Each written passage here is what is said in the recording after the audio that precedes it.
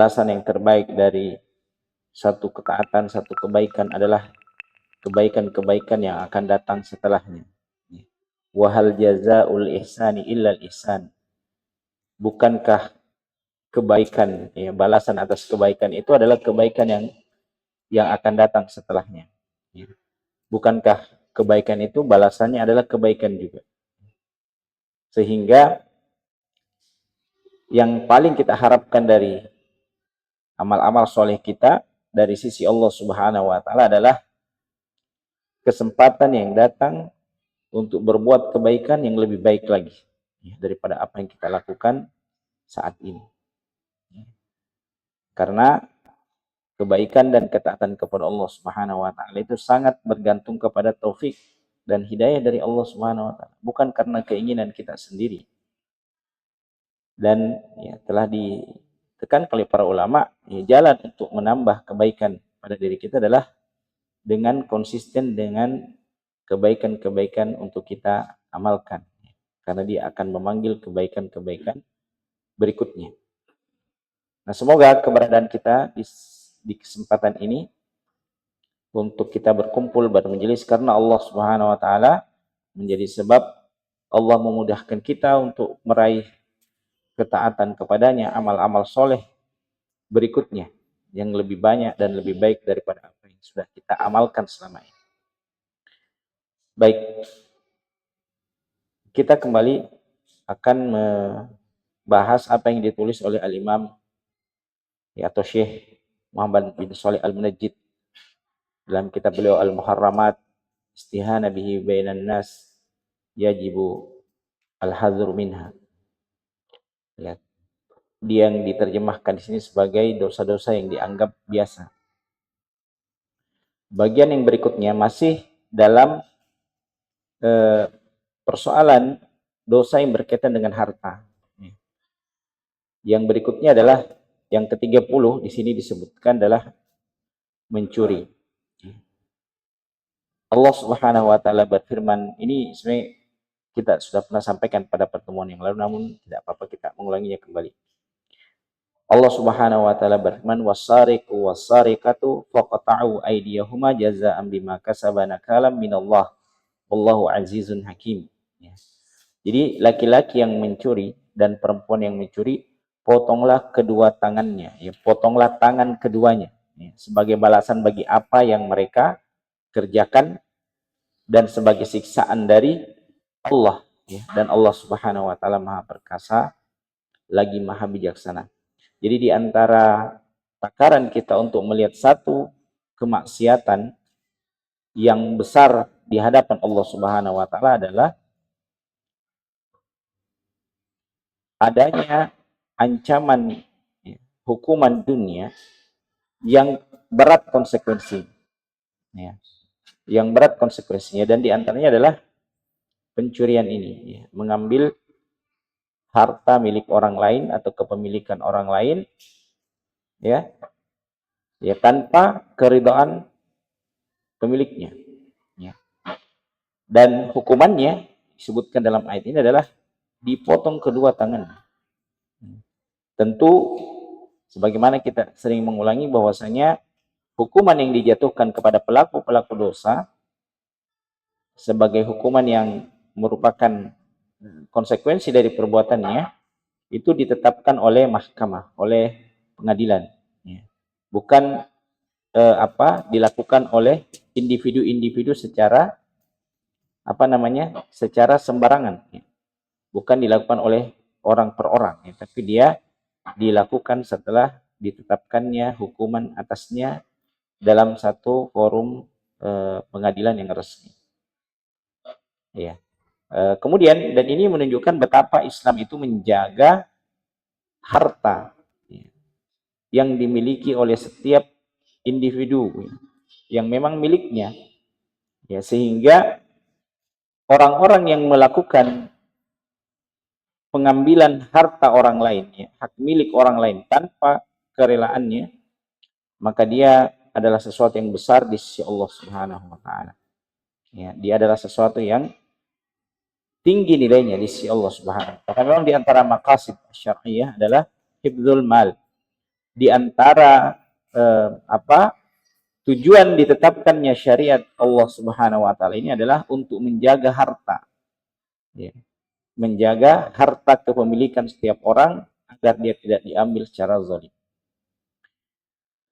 Nah, di sini juga digambarkan yang lebih besar lagi daripada sekedar pencurian itu adalah mencuri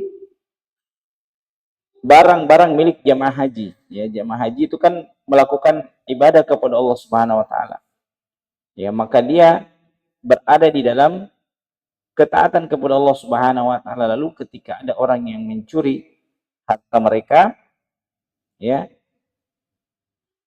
maka itu satu pelanggaran yang besar, kezaliman yang besar. Karena pertama dia mengambil harta secara zalim, yang kedua dia melakukannya kepada orang-orang yang sedang menjalankan ibadah kepada Allah Subhanahu wa taala. Nah, di sini ada kisah tentang salat khusuf ya, dalam hadis diriwayatkan Imam Muslim, laqad ji'a bin nari wa dzalikum hina ra'aitumuni ta'akhartu ya makhafata an yusibani min lafhiha. Sungguh telah diperlihatkan api neraka, yaitu kalian melihatku mundur ya, saat kalian melihat aku mundur karena aku takut hangus oleh jilatan api neraka tersebut. Ya.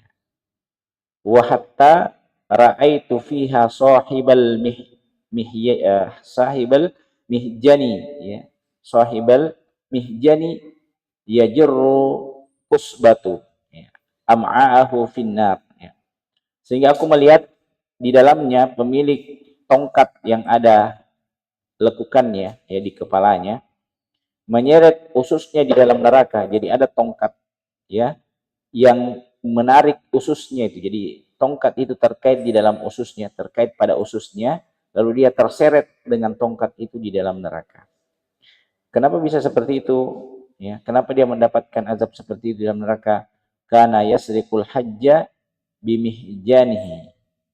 Sesungguhnya dia mencuri harta milik jamaah haji dengan tongkatnya. Ya, dia punya tongkat yang melekuk ujungnya, jadi dia mengambil barang-barang milik jamaah haji dengan perantaraan tongkatnya itu. Ya, dia mengambilnya dengan mengaitkannya di tongkatnya. Ya. Fa'in futina lahu, kalau dia didapat ya, kalau dia ditangkap ya, atau terlihat ya, tertangkap basah, dia mengatakan innama ta'allaka bimihjani. Ya sungguhnya barang itu terikut dengan tongkatku. Ya, saya tidak sengaja mau mengambilnya. Ya, dia terikut begitu. Wa in afila anhu zahaba bihi. Kalau tidak ada yang melihatnya maka dia akan terus membawanya. Dia akan membawanya terus. Kalau ada yang melihat maka dia beralasan bahwa saya tidak sengaja, tongkatku terbawa ya. Barang itu terbawa dengan tongkat. Tapi kalau dia tidak ada yang melihatnya maka dia akan pergi dengan barang tersebut. Termasuk pencurian yang besar kadar dosanya adalah mencuri harta milik umum ya. Ya, mencuri harta milik umum ya, seperti orang mencuri, kalau kita ya mencuri harta milik umum misalnya lampu jalan. Itu kan berguna bagi orang yang melintas di jalan, kemudian dicuri ya. Begitu juga pencurian misalnya kabel-kabel ya yang milik umum ya. Kabel listrik atau kabel telepon atau apapun yang menjadi milik umum kemudian diambil oleh orang tertentu. Jadi kalau hal-hal yang menjadi milik umum, bahkan ada yang biasa mencuri rambu-rambu lalu lintas. Ya, padahal itu adalah milik umum. Ya, tidak boleh. Itu diadakan untuk kemaslahatan orang-orang yang menggunakan fasilitas tersebut. Ya. Kalau mereka mengambilnya, maka mereka telah berdosa ya, mencuri sesuatu yang menjadi milik umum. Sebagian orang mencuri harta milik orang-orang kafir, ya. Ada lagi orang dengan modus yang lain. Dia mencuri harta milik orang-orang kafir, harta milik orang-orang yang non-muslim, dan menjadikan kekafiran mereka sebagai dalih, sebagai alasan bolehnya untuk mengambil harta mereka atau barang-barang mereka. Padahal ya orang-orang tersebut bukanlah orang yang memerangi umat Islam. Ya. Dan tidak semua kepemilikan orang kafir itu ya, secara individu masuk dalam kategori barang yang boleh kita ambil ya, tanpa keridhaan pemiliknya. Ya, jadi pembagian orang-orang kafir itu ada beberapa. Yang pertama namanya kafir zimmi. Kafir yang berada di bawah perlindungan kaum muslimin. Yang mereka membayar jizyah. Kemudian kafir mu'ahad. Ya, orang kafir yang berada di bawah perjanjian dengan kaum muslimin. Ya. Perjanjian damai dengan kaum muslimin. Kemudian orang kafir yang pada posisi ya kafir harbi, ya, kafir yang diperangi.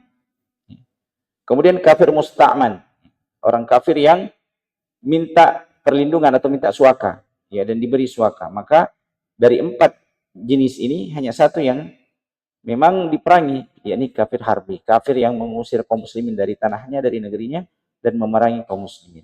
3 lainnya itu seharusnya dilindungi kepemilikan hartanya. Ya. Kemudian tata cara orang mencuri amat beragam, ya, beragam caranya orang mencuri. Di antaranya adalah orang yang mencopet, ya, orang yang memasukkan tangannya ke dalam saku orang lain kemudian mengambilnya dengan cepat. Ya. Sebagian lagi masuk ke rumah orang lain dengan kedok sebagai tamu lalu mengambil barang-barang di rumahnya, menjarahnya. Sebagian yang lain ada yang mencuri koper atau tas tamunya, ada pula yang masuk ke toko supermarket mengutil barang-barang yang kemudian dia selipkan di balik bajunya. Ya. Ini semua adalah masuk dalam kategori pencurian.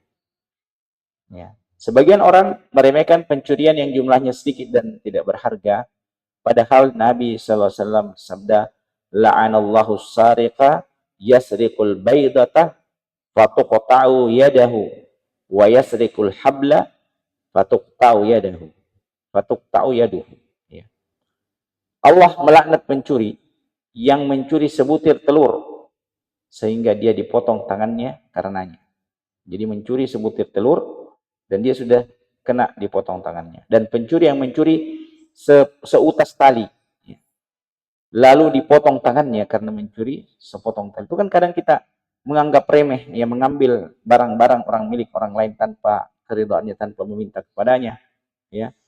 Maka ternyata di sisi Allah, ya, itu adalah perbuatan yang terlaknat dan juga berat konsekuensinya, ya. Bisa sampai dipotong tangannya di dunia ini, dan di akhirat tentu menunggu azab yang lebih keras lagi, ya, seandainya dia tidak bertobat kepada Allah Subhanahu wa taala. Ya, yang paling penting seharusnya kita harus menanamkan akhlak al-iffah, ya. Menjaga kewibawaan diri, menjaga kehormatan diri. Ya. Iya, menjaga kehormatan diri. Sehingga kita tidak mudah untuk tergoda dengan apa yang menjadi milik orang lain untuk kita mengambilnya, atau menganggap remeh sesuatu lalu kemudian kita dengan mudah mengambilnya. Misalnya kita masuk ke kebun orang lain lalu kita mengambil sesuatu darinya, ya, atau masuk ke rumah orang lain yang mungkin sudah tidak ditinggali lama, ya, lalu kita melihat sesuatu kita mengambilnya, ya. Dan ini adalah bagian dari akhlak, ya, bagaimana menjaga diri kita, ya, sikap menjaga diri, sikap mencukupkan diri, ya, dengan hal-hal yang atau dengan harta yang haram, dengan harta yang halal, ya. Dahulu ketika terjadi kerusuhan, ya, itu banyak sekali orang yang menjarah toko-toko, ya, mengambil barang-barangnya karena memanfaatkan kondisi yang kacau, ya. Lalu mereka mengambil barang-barang orang lain tanpa seizinnya atau tanpa keridhaannya. Ini menunjukkan bahwa betapa meratanya, ya, keburukan akhlak itu. Ya. Keburukan akhlak itu begitu merata di tengah-tengah kita. Mungkin banyak orang yang menunggu-nunggu kesempatan, ya, kapan mereka bisa mencuri, kapan bisa mengambil sesuatu secara gratis, ya, dengan mengambil barang orang lain, tinggal menunggu kesempatannya saja. Ya. Ya, banyak orang yang menginginkan seperti itu, hanya saja kesempatannya yang belum ada. Maka kita hendaknya menanamkan kepada diri kita sikap merasa cukup dengan pemberian Allah Subhanahu wa taala kepada kita, dari harta kita yang halal. Ya. Jangan kita berpikir untuk mengambil apa yang jadi milik orang lainnya. Kan kadang ada orang yang memang menunggu-nunggu kesempatan. Ada orang yang akan misalnya berpindah domisili, berpindah tempat tinggal. Dia kemudian mendekatinya, ya, bertanya kepadanya, bagaimana inimu, tidakkah engkau ingin memberikannya, dan seterusnya. Maka jangan kita berpikir seperti itu, karena ya biasanya nafsu kita, hawa nafsu kita terhadap hak milik orang lain itulah yang suatu saat, ya, akan mendorong kita untuk mengambil harta milik orang lain secara tidak halal, ya, tanpa keridhaan mereka. Jadi yang paling penting adalah bagaimana kita ini merasa bahwasanya apa yang diberikan Allah dengan jalan yang dihalalkannya itu sudah mencukupi kita. Itu mencukupi kita. Tidak perlu kita mencari dari jalan-jalan yang tidak dibenarkan, yang diharamkan. Ya. Ini yang berikutnya, ya, pencurian. Jadi ya sesuatu yang sangat besar di sisi Allah Subhanahu wa taala, dan ya harta orang lain itu yang kita ambil secara zalim itu akan menjadi utang kita sampai di hari kiamat nanti. Ya, kalau kita tidak merelakannya kepada ketika, ya, kecuali jika orang yang memilikinya itu merelakannya kepada kita. Ya. Jadi orang-orang yang kita pernah mengambil hartanya, mengambil barangnya secara zalim, harus kita berusaha untuk meminta keridhaannya, ya, mengembalikannya, meminta kehalalnya darinya. Karena kalau tidak, dia akan menjadi utang kita sampai di hari kiamat nanti. Ya, ya, Nabi SAW pernah bertanya kepada para sahabat, atadruna manil muflis? Kalian tahukah tidak siapa orang-orang yang bangkrut itu? Ya, kemudian para sahabat menjawab dengan apa yang mereka pahami. Ya, orang yang bangkrut di antara kami adalah orang yang habis hartanya, orang yang tidak ada barang-barangnya, sudah habis hartanya. Maka Nabi SAW, orang yang bangkrut adalah orang yang datang di hari kiamat, ya, dengan pahala sholatnya, pahala puasanya, pahala sedekahnya. Ya, dia punya banyak pahala sholat, sedekah, dan puasa. Akan tetapi dia, ya, mengambil harta orang lain. Dia menumpahkan darah orang lain. Dia menjatuhkan kehormatan orang lain. Kemudian orang-orang itu datang meminta pertanggungjawabannya. Lalu diambillah pahala kebaikannya itu untuk diberikan kepada orang-orang yang dizaliminya itu. Sampai habis ketaatannya. Sampai habis pahala kebaikannya. Tetapi masih banyak kezaliman-kezaliman yang tertinggal. Maka dosa-dosa orang yang dia zalimi ditimpakan kepadanya. Ya, awalnya dia datang dengan pahala kebaikan, lalu kemudian ternyata yang tersisa setelah diperhitungkan dengan kezalimannya terhadap orang-orang adalah, ya, adalah dosa-dosa orang lain yang harus dia tanggung. Ya, kemudian sebagian ulama ada yang mengatakan bahkan satu dosa kita kepada Allah, ya, itu lebih mudah menyelesaikannya. Lebih mudah menyelesaikannya daripada 70 dosa kita kepada Allah. Itu lebih mudah menyelesaikannya. Karena kita tinggal bertobat kepada Allah, meminta ampunannya. Lebih mudah menyelesaikannya daripada satu dosa kita kepada orang lain. Satu kezaliman kita kepada orang lain. Ya, karena kita tidak bisa mengatur perasaannya orang lain. Ya. Kalau dia masih hidup, ya, itu yang paling mudah. Yang paling mudah kita meminta keridhaan itu ketika dia masih hidup. Kalau dia sudah meninggal, maka sulit, karena yang tertinggal adalah ahli-ahli warisnya. Ya, lebih banyak lagi orang yang kita harus temui, ya, kita minta keridhaannya. Kalau misalnya ahli warisnya pun sudah ada yang meninggal, kita sudah tidak bisa deteksi lagi, maka kita tinggal mencarinya nanti ketika hari kebangkitan. Dan sulit sekali mencari, ya, satu orang di tengah miliaran manusia. Kalaupun kita datang kepadanya, belum tentu dia mau memaafkan kita, ya, mau menerima kita, karena setiap orang khawatir dengan dirinya, khawatir dengan dosa-dosanya, khawatir dengan azab yang mengancamnya.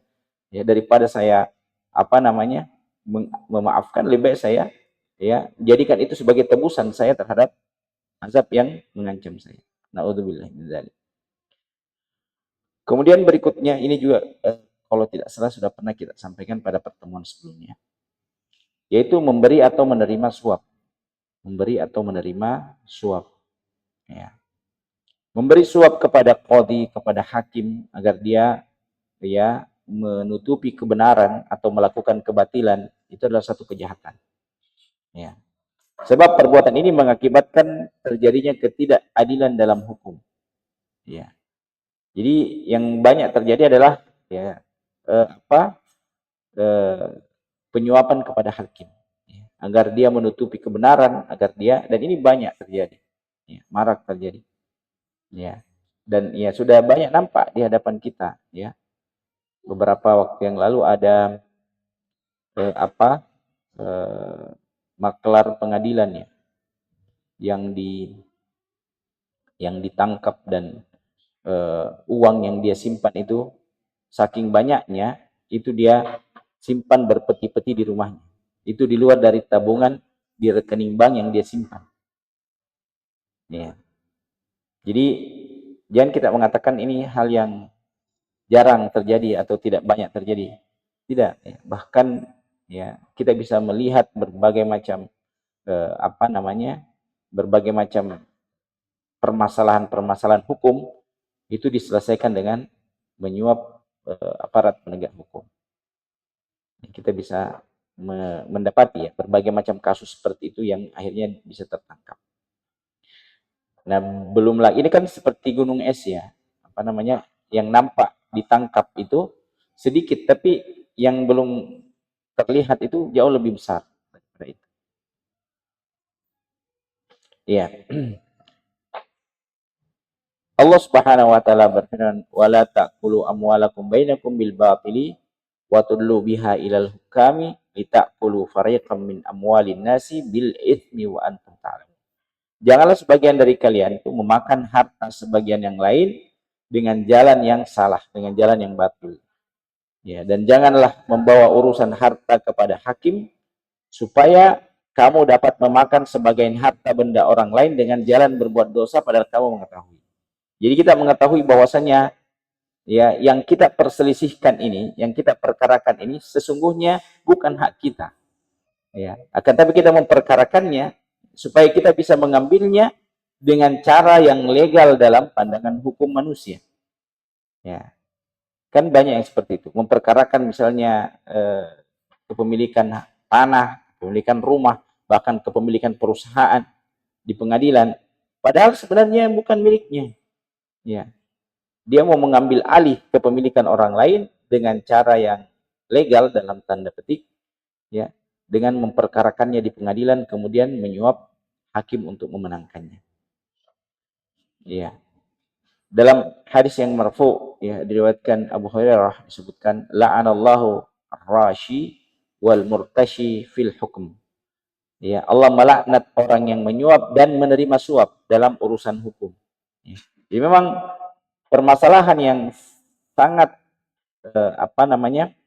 yang sangat nampak, ya, perbuatan suap menyuapnya itu adalah memang dalam persoalan hukum. Iya. Adapun jika tidak ada jalan lain bagi seseorang untuk mendapatkan haknya, ya, serta menolak kezaliman dari dirinya kecuali dengan membayar uang suap, maka dia tidak termasuk dalam ancaman itu. Jadi kan kadang ada sesuatu yang menjadi hak kita, ya, kita sebenarnya berhak untuk memilikinya, tapi orang-orang yang punya kewenangan itu menahannya dari kita, ya, tidak memberikannya kepada kita, itu udah hak kita, ya, kecuali kalau kita memberikan sesuatu kepadanya, ya, maka dia tidak termasuk dalam ancaman itu, ya. Karena terkadang memang ada keadaan seperti itu, ya, orang yang tidak mau mengeluarkan apa yang menjadi hak kita, kepemilikan kita, kecuali kalau dia dibayar dengan uang tertentu, ya. Maka dalam persoalan kita tidak bisa mendapatkannya kecuali dengan, ya, membayarnya, maka itu tidak termasuk dalam hadis ini, ya. Kalau ada orang misalnya terzolimi, ya, dia punya rumah, ya, lalu kemudian rumah itu, ya, di dalam pengawasan, ya, orang tertentu, apakah aparat hukumkah atau penguasa kah, ya, lalu dia tidak bisa mengambilnya kembali kecuali dengan mengeluarkan sejumlah uang untuk itu, maka dia tidak termasuk dalam hal ini ya. Karena setiap orang berhak untuk mempertahankan apa yang menjadi haknya. Kecuali memang kalau mengambil harta secara zalim dengan cara menyuap, maka ya hal inilah yang menjadi bahasan kita. Jadi saat ini suap menyuap sudah menjadi kebiasaan umum ya, baik itu pegawai dan bahkan menjadi sumber penghasilan yang hasilnya kadang lebih banyak daripada gaji yang diperoleh ya, dengan cara ini. Dan untuk urusan suap menyuap, banyak perusahaan dan kantor yang mengalokasikan dana khusus untuk hal-hal tersebut ya. Banyak kantor, banyak lembaga yang menyiapkan memang dana khusus, anggaran yang dikhususkan untuk itu ya. Nah, ini tentu tidak menguntungkan bagi orang-orang miskin karena adanya suap. Ya, karena orang miskin tentu akan terhalangi dari hak-hak mereka, ya.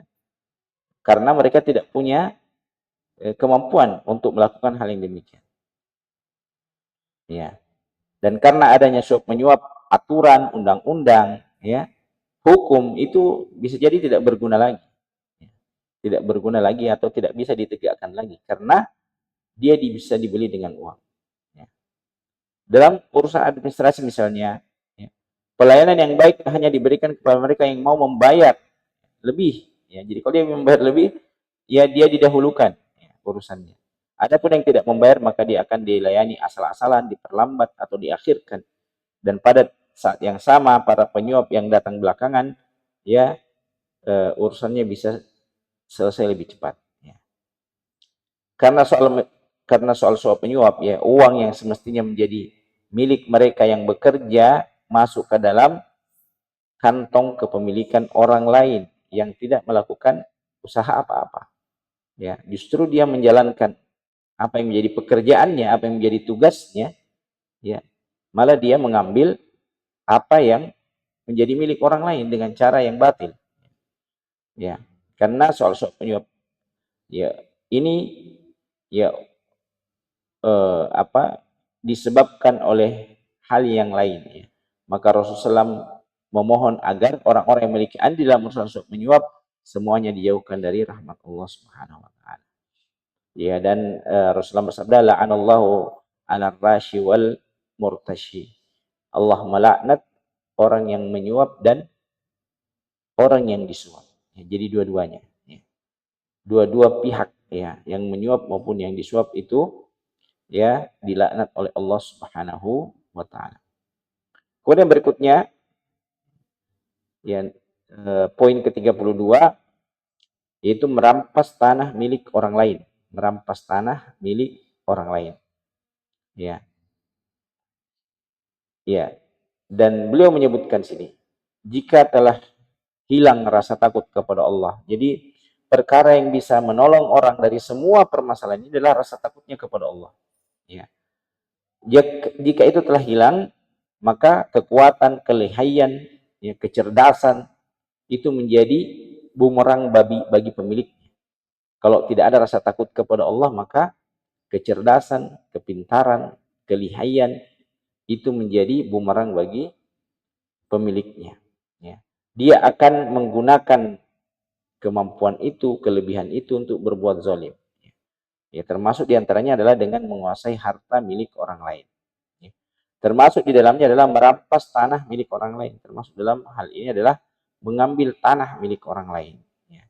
Ancaman untuk orang yang melakukan hal tersebut ini sangat besar sekali. Dalam hadis yang marfu dari Abdullah bin Umar radhiyallahu anhuma disebutkan, man akhadha minal ardi syai'an bighairi haqqihi khusifa bihi yaumal qiyamati ila sab'i aradin.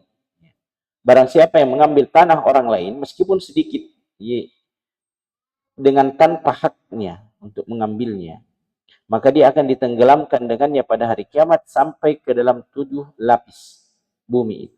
Ya. Ya, jadi dia ditenggelamkan ya 7 lapis bumi ya. Sebanyak tanah yang diambilnya.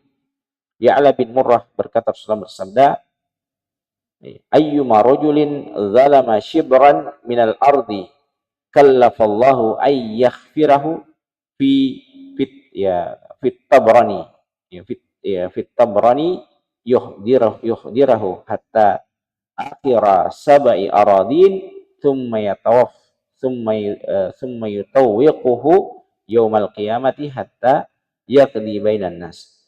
Siapa yang menzalimi dengan mengambil sejengkal tanah orang lain, sejengkal tanah orang lain. Ini menunjukkan nilai yang sedikit, bagaimana lagi dengan yang lebih banyak.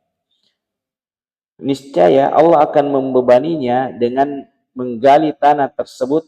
Dalam riwayat At-Tabrani, menghadirkan tanah tersebut hingga akhir dari 7 lapis bumi.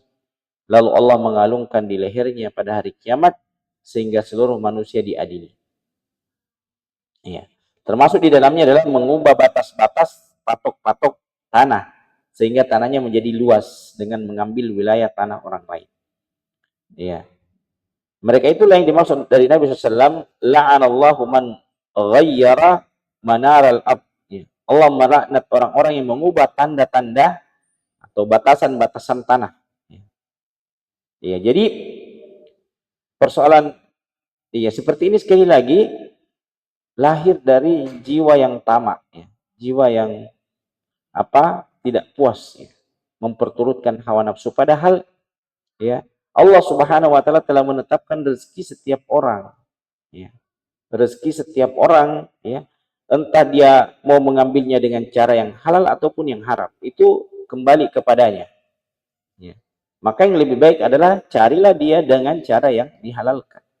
Dan takutlah kita bahwasanya harta yang kita dapatkan itu bisa saja dia meninggalkan kita dengan cara yang Allah Subhanahu wa taala tentukan.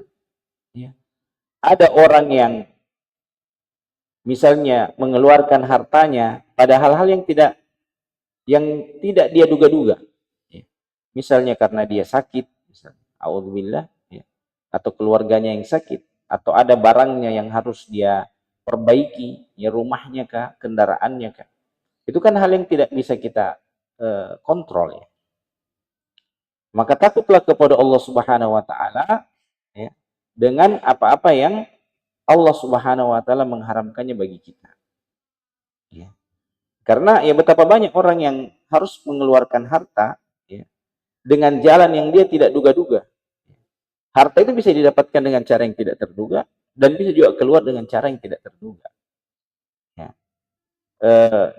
Banyak hal. Misalnya kita membeli sesuatu, lalu kemudian sesuatu itu hilang atau dicuri orang atau terjatuh atau rusak, biasanya seperti itu. Maka begitulah kita khawatir bahwasanya Allah bisa mengambil sesuatu dari kita jika kita tidak memperbaiki cara kita mencarinya. Meskipun kita tidak menjustifikasi atau menjadikan umum bahwasanya ketika ada orang yang kecurian atau ada orang yang kehilangan, maka dia pernah melakukan sesuatu yang tidak seperti itu.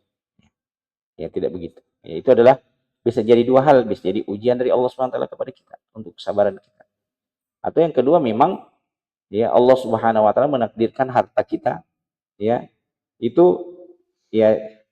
dengan nilai tertentu, sehingga hanya sampai dengan nilai tertentu, sehingga ketika kita bertambah di satu sisi, maka Allah Subhanahu wa taala mengambilnya dari jalan yang lain. Wallahu a'lam. Kemudian yang berikutnya adalah menerima hadiah dari kalau di sini menerima hadiah setelah menolong. Seseorang yang punya kedudukan, seorang yang punya jabatan, lalu dia karena jabatannya itu memberikan pertolongan kepada orang, hal yang memang menjadi kelebihannya dia, karena dia seorang yang punya jabatan, punya nama, atau punya kedekatan dengan orang-orang yang bisa menolong. Maka hal yang seperti ini tidak diperkenankan untuk mengambil imbalan, mengambil hadiah.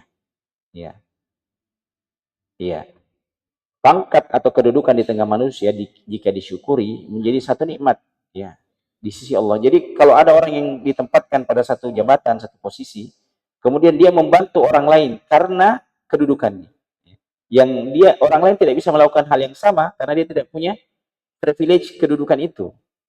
Maka kalau dia menolong karena posisinya, maka dia tidak boleh mengambil mengambil hadiah. Ya, tidak boleh mengambil imbalan. Ini adalah realisasi dari sabda Nabi SAW, man istata'a ayyam fa'akhahu falyaf'al. Barang siapa di antara kalian yang bisa memberi manfaat kepada saudaranya, maka hendaknya dilakukan. Ya.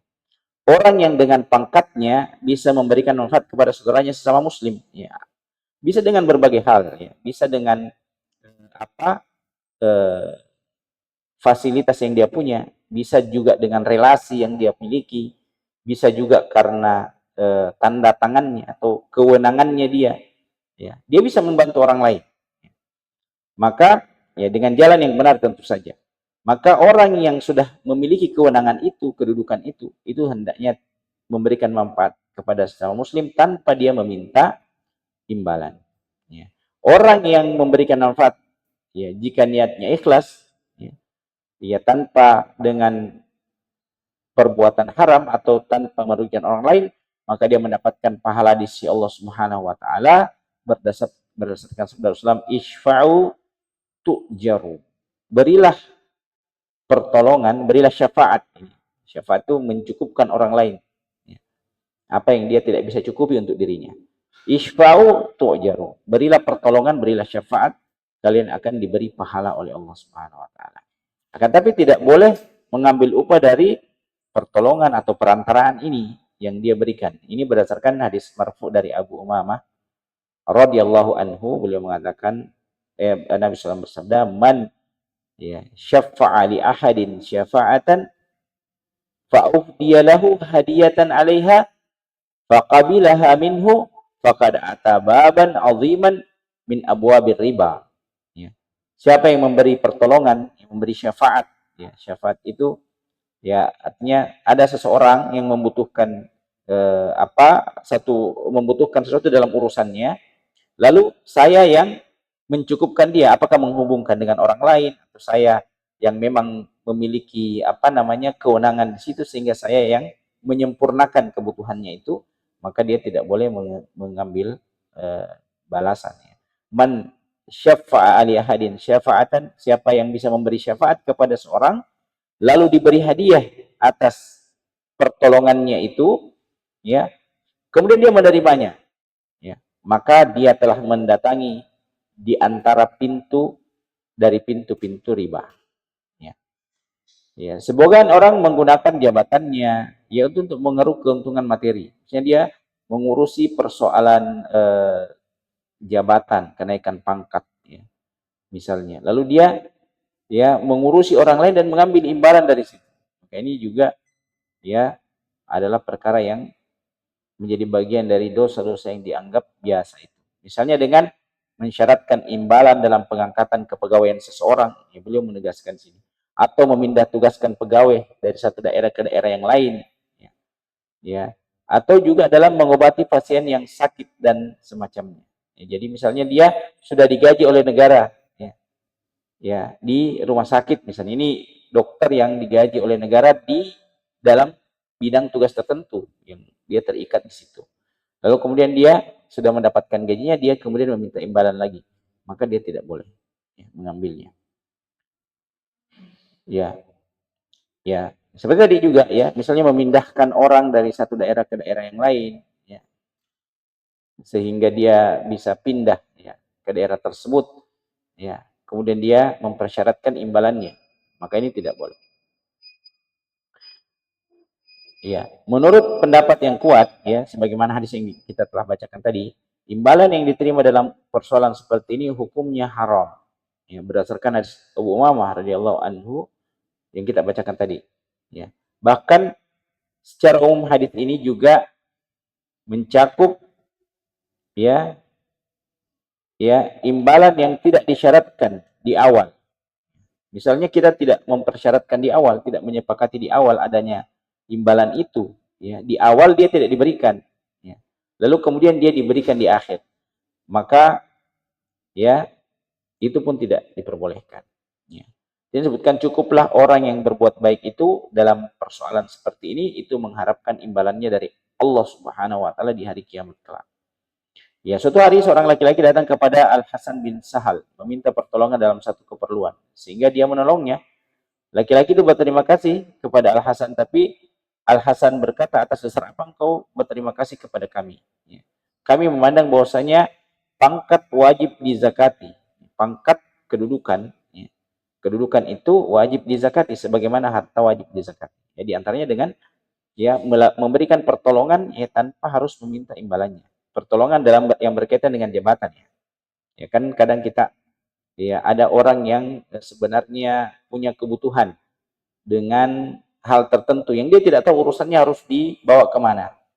Ya. Lalu orang ini karena dia punya jabatan, dia mudah untuk berinteraksi dengan orang-orang yang punya kewenangan, maka dia mengantarkannya, dia memudahkan urusannya. Maka ini tidak boleh mengambil imbalan dari situ. Nah ini diantara zakat, ya, ini yang disebutkan oleh Al Hasan ya, bin Sahal inilah zakat dari kedudukan, zakat dari jabatan. Ini membantu orang lain yang membutuhkan pertolongan dengan jabatan kita, dengan kedudukan kita, tanpa meminta imbalan kepada mereka. Ya. Nah, ini ada perbedaan ya. Perlu dicatat bahwa ada perbedaan antara mengupah dan menyewa seseorang untuk melakukan tugas tertentu, mengawasi atau menyempurnakannya dengan menggunakan pangkat dan kedudukannya untuk materi. Ya, yang pertama, jika memenuhi persyaratan syariat diperbolehkan karena termasuk bab sewa menyewa. Sedang yang kedua hukumnya haram. Ya. Ini yang ke-33. Ya, berikutnya di poin ke-34. Poin ke-34 yaitu ya tidak memenuhi hak-hak pekerja, tidak memenuhi hak-hak orang yang berada di bawah kewenangan dan kekuasaan kita sebagai pekerja. Ya. Dalam hubungan antara pemilik usaha dengan pekerja, Nabi SAW menganjurkan untuk disegerakannya pemberian haknya. Ya. Nabi bersabda, "A'tul ajira ajrahu qabla ay yajifa arafuhu." Qabla ay yajifa arafuhu. Berikanlah upah pekerja itu sebelum kering keringatnya. Artinya untuk dipersegera. Ya. Kalau dia sudah selesai dari pekerjaannya, segera dibayarkan. Segera diberikan upahnya. Ya. Salah satu bentuk kezaliman di tengah masyarakat muslim adalah tidak memberikan hak-hak pekerja, pegawainya atau karyawannya sesuai dengan semestinya. Ya. Beberapa kezaliman itu beragam, di antaranya yang pertama, sama sekali tidak memberikan haknya. Ya, sedang ya kedudukan para pekerja ini kedudukannya lemah, ya. Dia tidak punya bukti, ya. Dalam hal ini meskipun si pekerja kehilangan haknya di dunia, tetapi di sisi Allah pada hari kiamat nanti hak tersebut tidak hilang. Ya. Jadi hendaknya kita takut kepada Allah Subhanahu wa taala. Kalau ada orang yang kita pekerjakan dengan perjanjian kerja tertentu, dengan upah tertentu, maka wajib untuk kita tunaikan haknya. Ya. Kalau kita tidak berikan, maka dia pasti akan mendapatkannya di hadapan Allah Subhanahu wa taala. Ya. Orang yang zalim itu ya pada hari kiamat ya kelak ya hal itu tidak hilang karena orang yang zalim itu telah memakan harta orang yang dizaliminya, ya, maka diambil kebaikan darinya, diambil pahala kebaikannya, kemudian diberikan kepada orang yang dizaliminya. Jika kebaikannya habis, tidak ada lagi, maka dosa orang yang telah dizalimi itu dibebankan kepadanya, atau diberikan kepadanya, lalu dicampakkan dia ke dalam neraka. Ya, kemudian yang kedua, mengurangi haknya, ya, dengan cara yang tidak dibenarkan. Yang pertama tadi tidak memberikan. Kalau yang kedua ini mengurangi. Seharusnya dia mendapatkan berapa, lalu dipotong dengan berbagai alasan-alasan. Ya, dipotong hak pekerjanya. Allah Subhanahu wa taala berfirman, "Wailul lil mutaffifin." Kecelakaanlah bagi orang-orang yang mengurangi timbangan, ya, at-tatfif, ya. Itu kalau dia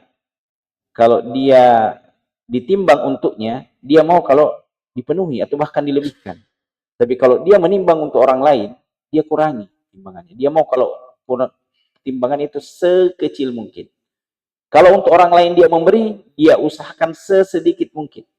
Tapi ketika dia yang mau mengambil, dia berusaha mendapatkan sebanyak mungkin. Gitu. Ya. Ya. Allah berfirman, "Wailul lil mutaffifin." Kecelakaanlah bagi orang yang curang.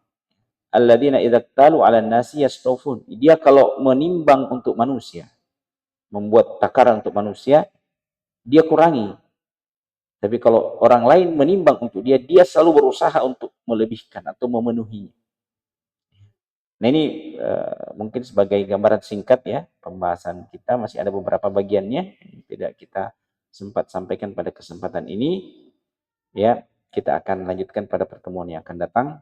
Ya, semoga Allah SWT memberkahi pertemuan kita, menjadikan bermanfaat ilmu-ilmu yang kita miliki, menjauhkan kita dari perkara-perkara yang menghancurkan kehidupan kita, baik di dunia ini maupun di akhirat nanti, dan senantiasa memberi taufik kepada kita pada jalan-jalan kebaikan.